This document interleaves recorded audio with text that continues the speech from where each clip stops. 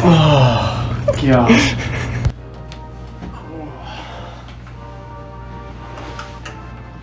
Hey guys, it is TNK Garage here, and we are going to be talking about the Ruroc 3.0 and 2.0. We're going to talk about why we're actually making this video. It's because a lot of people are misinformed about these helmets. Ruroc has a very big marketing campaign to actually try to get as many people to buy these helmets, where they actually send these helmets out to people for free so that they will give them a good review. And if you're looking this up on YouTube, Ruroc review, you're probably going to scroll through 20 positive review videos before you'll find a truthful one. There is a few more out there. We're obviously a little late on getting one out, but we figured we can make another one, try to get the word out that they're not that good. Because yeah, there's a lot of people that think they're amazing. I mean, I went into Cycle Gear the other day, and one of the guys that worked there was talking about Rurocs, like he thinks they're just amazing. A small 3.0, a medium 3.0, and a medium 2.0, and they all differ in sizes a lot, which is, Yeah, that's crazy. it's pretty bad. There's no fine tuning on the helmet.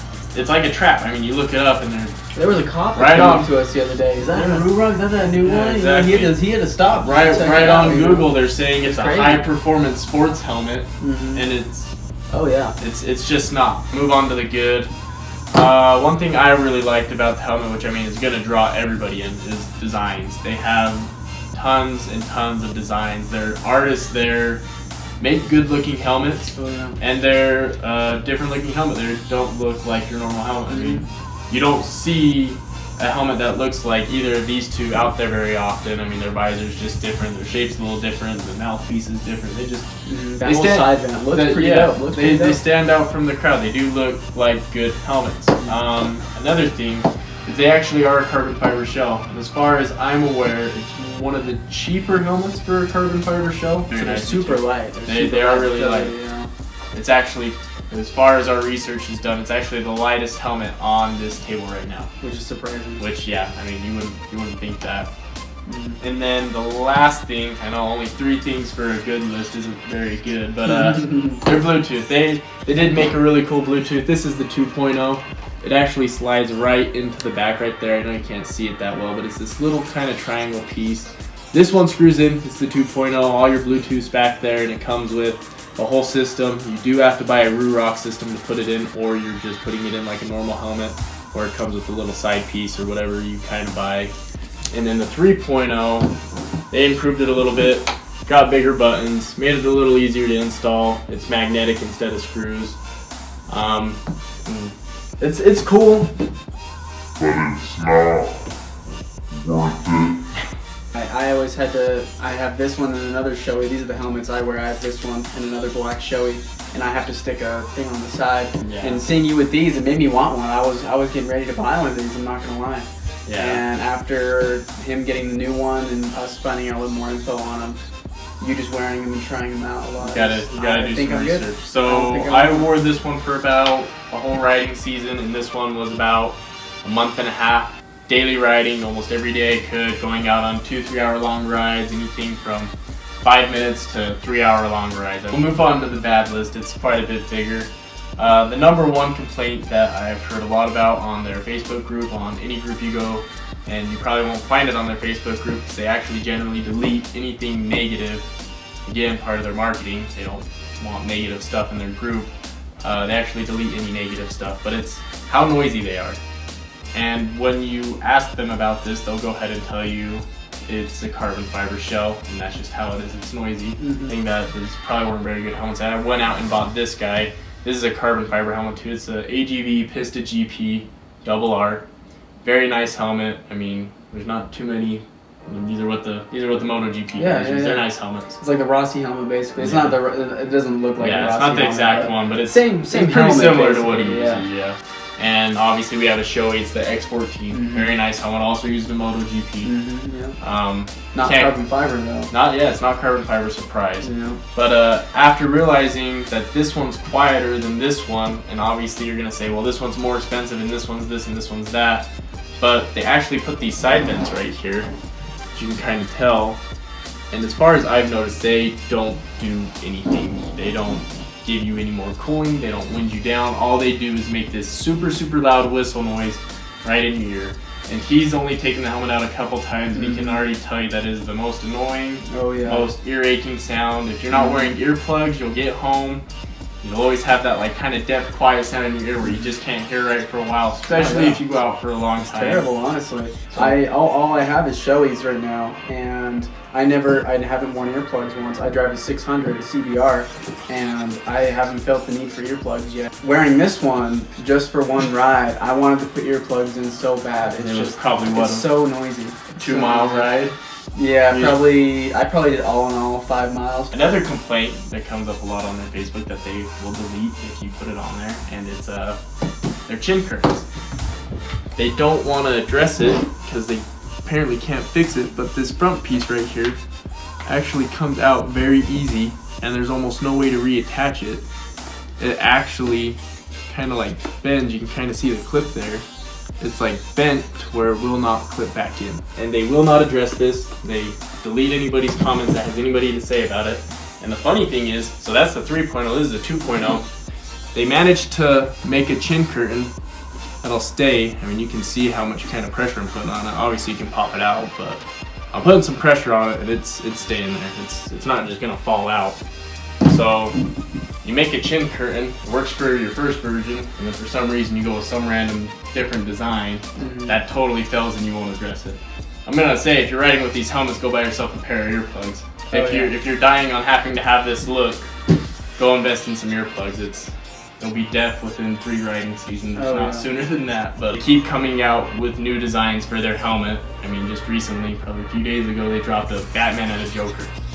They look cool. I mean, that's their like whole, the way it looks. That's their whole marketing thing, is that it looks cool. But you're out here making new designs, but you can't fix the current problems with your helmets. That's a big problem for me. I haven't heard them doing anything about fixing any of their issues, but they have more designs on their helmets than anyone I've ever seen, honestly. And that's where I think they get a lot of these people is, there's a helmet choice for everybody if you like the shape of a Ruroc. If you like how a Ruroc kind of looks, you can pick any design. They have like 9 different visor colors, which I guess I didn't put that in the plus, but that is kind of cool. Not a lot of helmet companies give you that many visor color choices. Back to the bad is it's actually their visors. Their 2.0 manages to make a decent visor. As you can see, there's a little pin there, and that pin you just kind of lift up. It's not too hard, but yeah, it's pretty easy. And as you close it, it's closed just like that. Nothing too hard to do right there. And then they go with a different design on the 3.0. You can tell it's kind of closed, but there's no pin there. It's just a tab underneath that. And as you can see, I had to put in a pretty good amount of effort to open that, and if you have gloves on, it's going to be even more of a pain in the butt. And it's basically the same movement, same everything. And as you go to close it, you think that's closed, right? It looks closed. Well, I'm going to be quiet for a second. You can listen. Hear that snap? That's it finally closed. That was 2 hands, one there and one on the top of the visor, just to push it down to get it to close all the way. And to me, when you're riding a motorcycle, you shouldn't have to put that much effort in to close your visor. I have the medium size, and the shell's actually bigger, and they don't change their visor sizes for their shell sizes. There's no option to do it. And my medium helmet is actually all scuffed above this bridge line right here because it's not the same size, so it's pulling the visor in closer and it's just scuffing this clear coat off, which I don't know how you don't think of that when you're making a helmet. Another problem we've had is their paddings. That's a big one for me, honestly, yeah. These 2 helmets right here have very good quality paddings. I mean, they're meant, you could see for the most part. They're meant to go. You're meant to race in these helmets. They're a little tight. I mean, they're supposed to be, but not as tight as these. These are ridiculously tight to where you can barely get this one on your head. We're gonna put some images up front or on your screen right now, and we'll show you how they look. But first will be the Ruroc. We'll show you how to put it on and how hard it is. It hurts. Yeah, it hurts to put it on your head. It is not fun at all. And this is the small one, and it's painful. It's not fun at all to put that thing on. But then we'll show you how the AGV looks. You can kind of see a little more comforting in the chin. Or the cheeks, my bad. It actually kind of holds your cheeks more, and a little more padding around the whole head. Just better feel in general. And then we'll show you the Shoei. It's a very nice, comfortable helmet. I would actually say it's the most comfortable helmet. I do like the AGV, but I will have to give it to Shoei. I think it is a very, very nice, comfortable helmet. One thing that's awesome about that is just they made it so it's very easy to get on. I'd say it's the easiest. I don't know about the AGV. I haven't tried that one on yet, but I know that this one's 10 times easily than both of these two Ruroc helmets. But it still fits snugger around my actual head. The padding just feels like it's actually there to protect me. Again, you ask Ruroc about why their helmets feel so tight. If you fall in this category, like I said, all these 3 helmets are smalls, not this one. This one's a medium. But nice and easy to put on. Feels like a normal helmet. Kind of gotta squish your head in there. Not too bad. I mean, you put a helmet on. And same with the Shoei. And then the Ruroc, it literally feels like you have to pull it and tug it as hard as you can to get it to sit on your head. And you ask them about it and they say, oh, that's a sport style fitting helmet.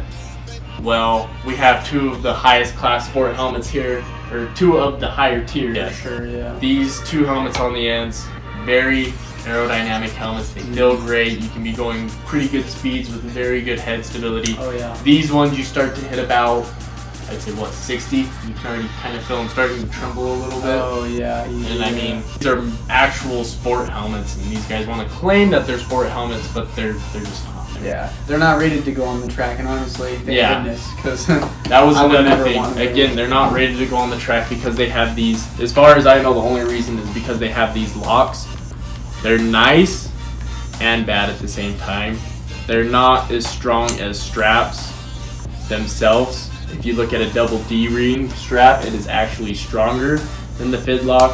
Fort9 does a video on that. It'll explain strap styles very well. But as far as I know, that's why they're not allowed on the tracks. It's because of their strap style, which is... It's good for a normal commuter because it's so easy, but at the same time, it's bad because it's not as safe. Let's talk about airflow. These Rurocs do not flow air that well. They're not terrible. They're not amazing. It's not very controllable at all in any way either. I know when I was just barely using it on the short ride I did that it felt like there was a lot of wind coming into my helmet compared to my other helmet. Like if this one had the vents closed, it's a lot more like concealed in there rather than when this one. It's like you can't control it, and either way I felt like a bunch of wind. I kept getting like a couple times I was wearing this, I got stuff stuck in my eye. I was telling you my contacts dry out really bad with the helmet. That's right, yeah. Whenever we go on rides, the airflow, like it's non-directional, it just like fills your whole helmet crazy with air and just dries your eyes out really bad. So we'll actually talk about the weight on these helmets. Surprisingly, like we said earlier, the Ruroc, as far as, did we already go over this? The weight? I don't think we did, no. So the Ruroc is the lightest. It comes in at 3.09 or 3.1 if you just want to be easy about it. And that's crazy. That's insane. They can beat every other. As far as I know, that's still the lightest helmet I know. But I'm sure. Padding. Yeah, maybe. Yeah. Maybe it's the lack of space in the back of the head where the Bluetooth goes. Yeah. Who knows what their deal is, but yeah. And then the AGV comes in at 3.2, and then the Shoei comes in at 3.5. They're all very respectably lightweight helmets. But when your aerodynamics are garbage, it doesn't. This it makes your helmet feels heavier heavy on my head at 60 than this one does Exactly. big time. Even though it's like what, almost a pound, half a pound lighter. About half. I mean, it's 0.4, but yeah.